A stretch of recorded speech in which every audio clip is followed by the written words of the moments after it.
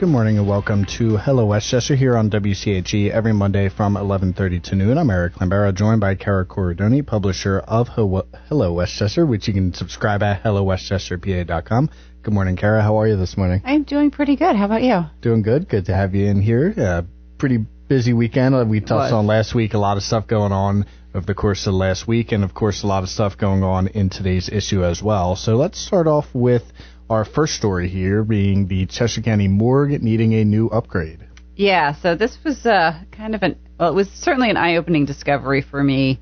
The story centers around the current conditions of the Chester County Morgue and really the coroner's facilities in general. And this issue has been longstanding. On October 6th of 2020, then coroner Dr. Christina Vanderpool made a plea to the Chester County Commissioners and to upgrade the morgue. In her testimony, she said, "I have to assure you the Chester County's coroner facilities are not only not the best, but among the worst in the state."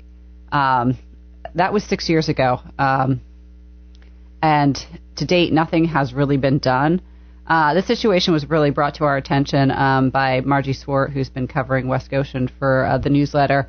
And she had been out at the morgue, which is actually a building behind the Government Services building over on West Town Road. She'd been there to cover the watch over the body of Pennsylvania State Police Corporal Timothy O'Connor, who was killed in the line of duty last month. And she was watching as other state troopers kept vigil with the body as it was awaited its transport to Chester County Hospital for its official autopsy.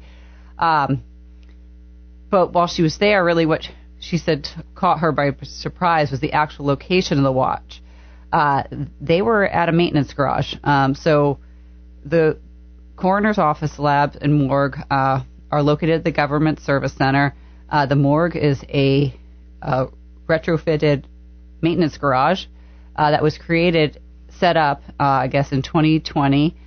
During the height of the pandemic, there was an urgent need, so they retrofitted it with some body coolers and some other equipment, and it has stayed there since that time. There have been numerous attempts to add money into the budget to improve these facilities. They have been approved and then disappeared when plans did not move forward. Did talk to former coroner Christina Vanderpool, and really wanted to try to understand why this is so important. And how she's put it is that she said, "I believe that how a community treats its dead is especially the most vulnerable is a reflection of its humanity."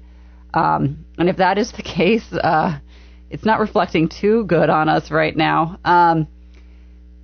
There is some good news in the development of this story. However, last year, a budget was approved. That does include a $7.5 million line item for a new coroner forensic facility. There's a second allocation that is planned for the 2027 budget. This will give $15 million to retrofit or to refit a building that was purchased. So the only update that had been made was in 2024, the Chester County Commissioners did approve the purchase of an existing building in Exton that is to be retrofitted for the coroner's use. Subsequent funds, as I said, were not approved or removed, but those now have been approved. So there is plans in the works for a new facility that will do many things besides just show additional respect, but it will help centralize operations which are dispersed right now. It'll improve communication, workflow, and turnaround time. It will also support the accreditation of the Chester County's Coroner's Office by the International Association of Coroners and Medical Examiners and the National Association of Medical Examiners. The Chester County Coroners Association lost its accreditation back in 2019 when it was unable to meet necessary requirements. This was largely due to the current state of the facilities. It was really what they lost points on, as well as not having forensic pathologists on staff. But that is part of a kind of a larger project or problem nationwide. There's a shortage of forensic pathologists, but so they're hoping that these new facilities will help bring the conditions back up into accreditation-worthy standards, really, as well as maybe allure forensic pathologists in the future, which would help with that as well. When I asked how such a facility would improve services, the list provided was extensive, everything from time-saving benefits and cost-saving measures to increased training opportunities, both for current staff but also for local students, dedicated meeting space for descendant families. So currently there is nowhere to go if your loved one has passed away and is currently with the coroner's office. Autopsy suites with adequate lighting, functioning body carts, sufficient first aid kits throughout the facilities. So you can see that there's a wide range of shortfalls currently, from very large items to very small items. But improvements are in the works, so hopefully that will go forward. We do know that at this point, the design and planning phase is almost completed. Next will come the construction phase, with an expectation of the completed facility being completed in 2027 or early 2028. When I talked to Christina about the morgue and the situation, she's obviously been lobbying this for a long time. She said she's been advocating for this essential infrastructure ever since 2017, when she learned that the Chester County didn't have a morgue. Perhaps I rubbed some people the wrong way by my persistent lobbying, she said, but I'm thrilled the county is finally moving ahead, and I cannot wait to see the finished facility. So it's kind of a little bit of an under-the-radar story, I think, but it is something that I think is really needed. If you get the newsletter, you see some of the photos, it's really kind of eye-opening how current facilities are. Yeah, so it seems like well overdue, as you mentioned, and I found the quote interesting where you mentioned about like treating the dead and kind of reflective on the county. So I thought that was pretty interesting. And yeah, I know when you're in the middle of it, it's probably more immediate to you, but when kind of trying to figure out the bigger picture, yeah, I found that interesting too. That it was well stated that this is something we should all be concerned about. Yep, so well overdue here. So that was regards to the Chester County Morgue getting a major upgrade. Let's go next to, I mentioned earlier how it was very busy last weekend. One of the things going on was the Westchester Film Festival. They just celebrated their 20-year anniversary. They did, yeah. So 20 years with a film festival. So we did a little story on the film festival, and we got a chance to get out and look and check it out this weekend. Hopefully you did as well. So the Chester County Film Festival started 20 years ago. I spoke with Westchester Film President Sarah Beck, as well as Vice President Renee McGusty, about the origins and what we can look forward to going ahead. It started after the closure of the Warner Theater. So once Westchester lost its movie theater, a group of Westchester residents wanted to prove that the town could still support a theater. I don't know if they were successful in that, since we still don't have a theater, but we do have a very active film festival, which is what they used to prove that point. When it started, the festival began in galleries and abandoned buildings, the Knights of Columbus Social Club, really anywhere they could find and secure space to show films. Today, the bulk of the films are shown at Uptown and its state-of-the-art A. Roy Smith Main Stage Theater.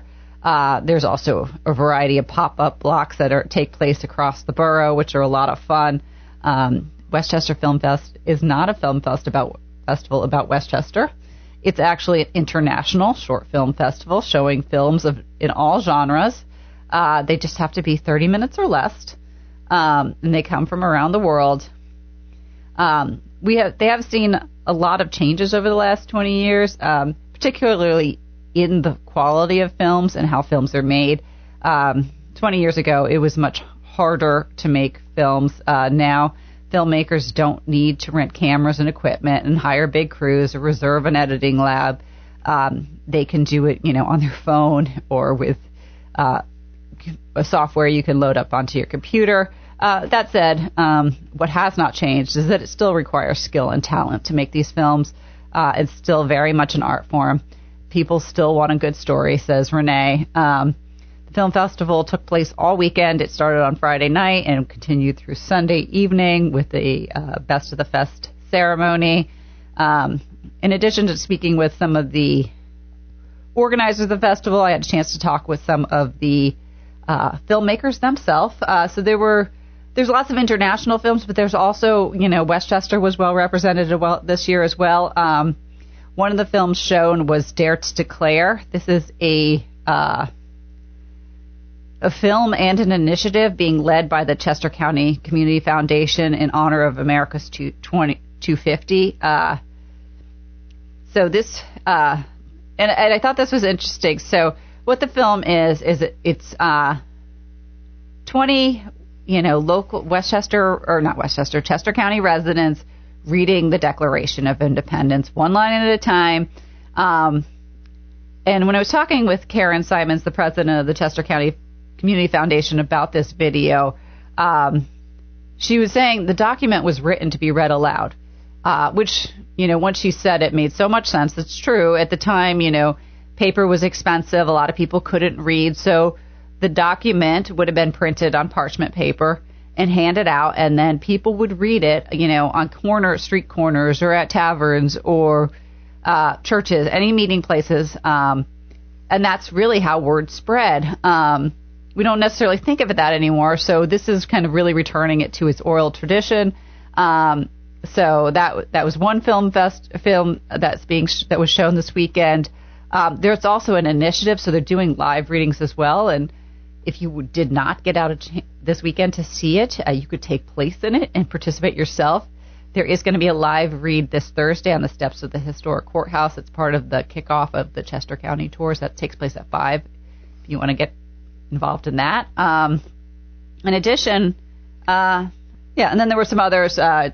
Michael Zalomij was back with his prequel to his film that he introduced last year, Becoming the Man. This was R.I.P. Kevin the Man. And also a Westchester student, Cameron Howe, did a stop motion animation using handcrafted puppets to tell the story of Westchester Henderson teacher Steve Kennigan, whose student found a bag of marijuana in his class. It was a story that was first told in Westchester's Story Slam. So a lot of really good films shown this weekend, a lot of fun, and it's a nice treat for Westchester to have such a signature event. Yep, very well attended as well. I got a chance to attend a little bit on Friday and got a chance to catch up with some of the filmmakers as well, and definitely a great time. And 20 years going, they had to be doing something right. Yep. We got out on Sunday for the cartoons and coffee at Beer Hall. That was also a lot of fun. Very well attended. It was, that room was filled, and they already have plans for 2021. So if you missed it, put it on the calendar for next year. Yep, looking forward to that as well, the 21st anniversary. And so that takes us to the middle of the show here. We have one more main topic before we get to the quick updates. Why don't we take a break? We'll come back with that and much more. You're listening to WCHE, and we'll be right back.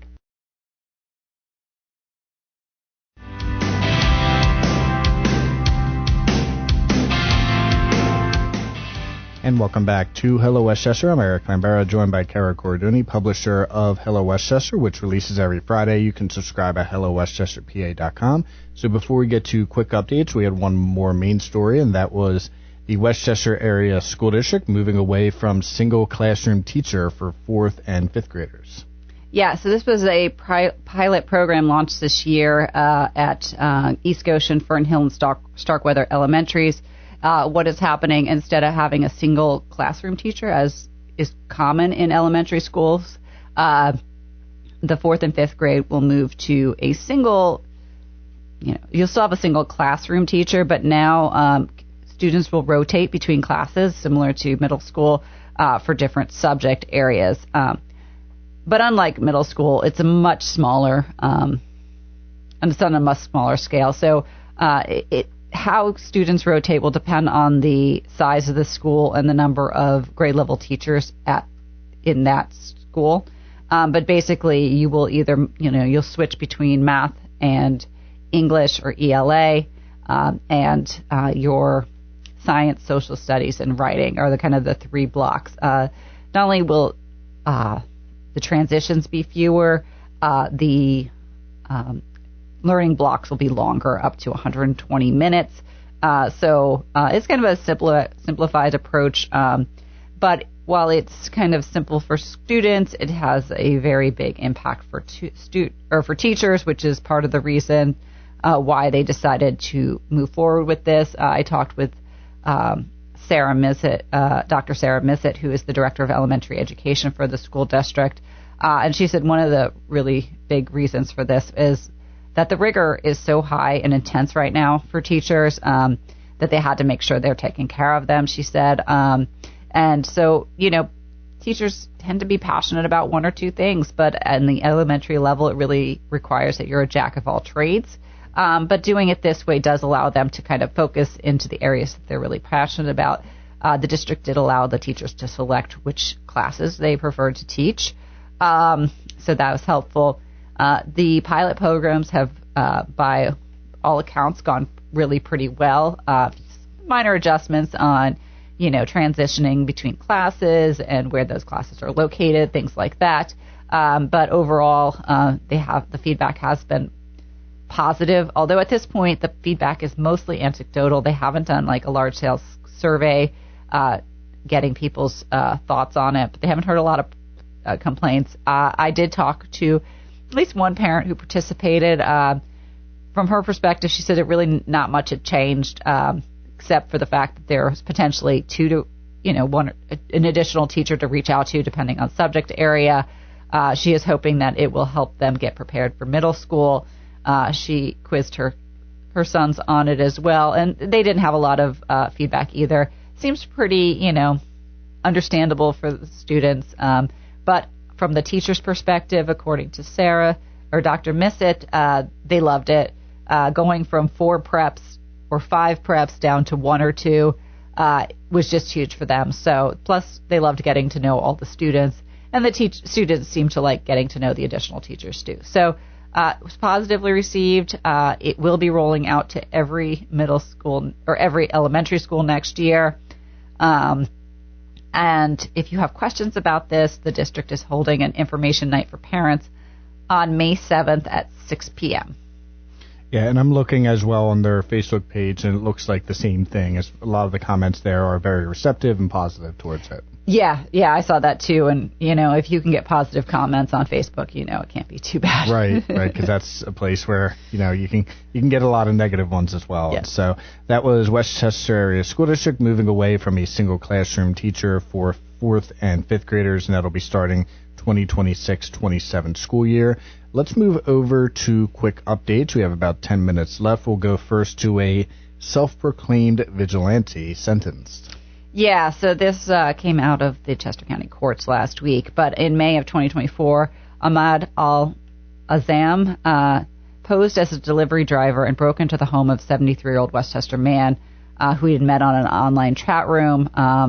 He was convinced the man was a predator, pedophile. He had no evidence of this. He broke into the man's home and tortured him with a hammer. He was convicted on charges and sentenced to 8.5 to 17 years in prison. The case involved the victimization of a resident in his home, the place he should have felt safest, said Westchester Police Chief Joshua Lee, whose team helped prosecute this charge.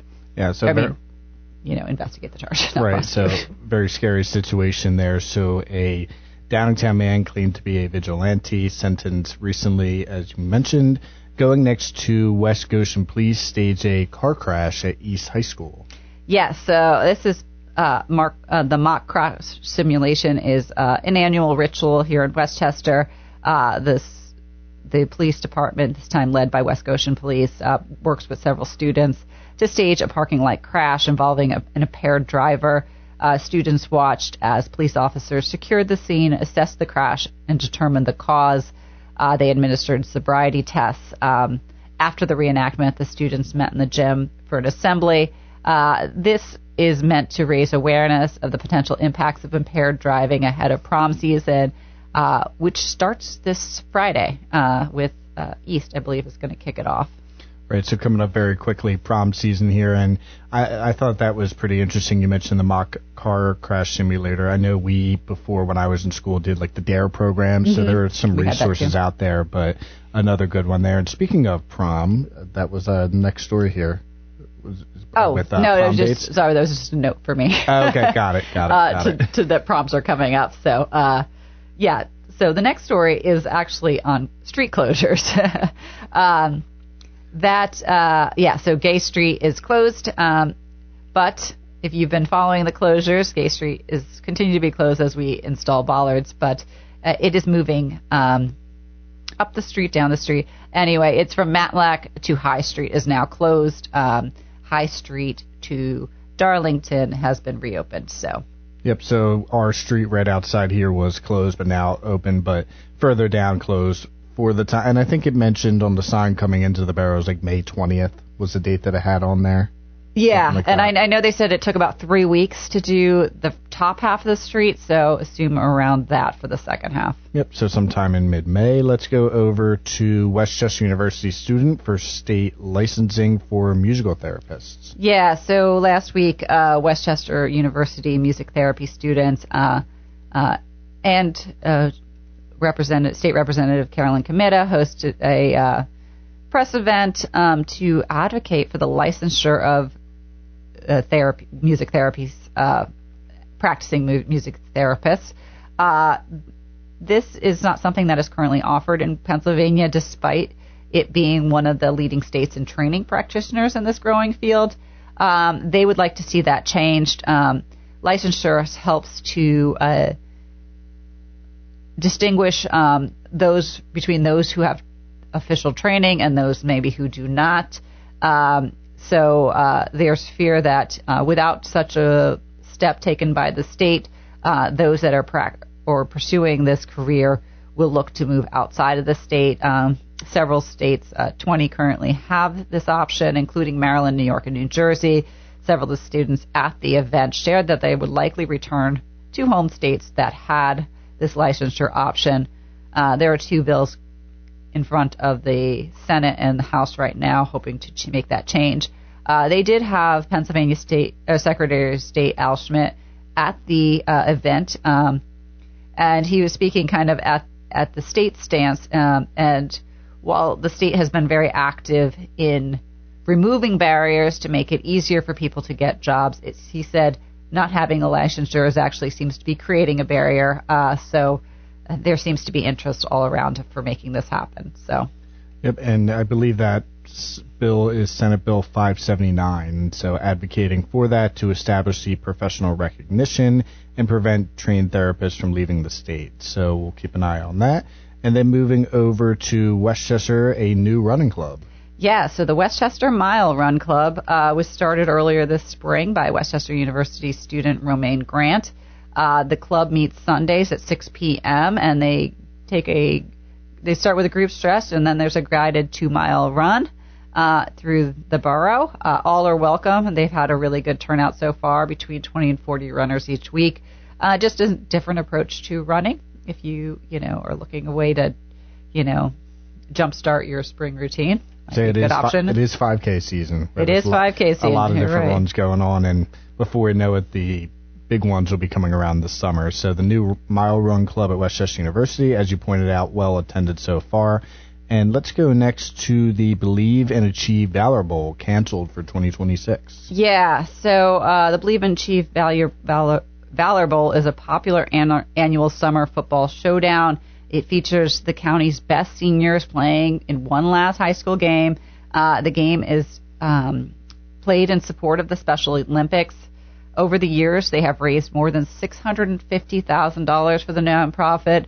Unfortunately, organizers announced that they were canceled this summer's event because they could not get access to arenas.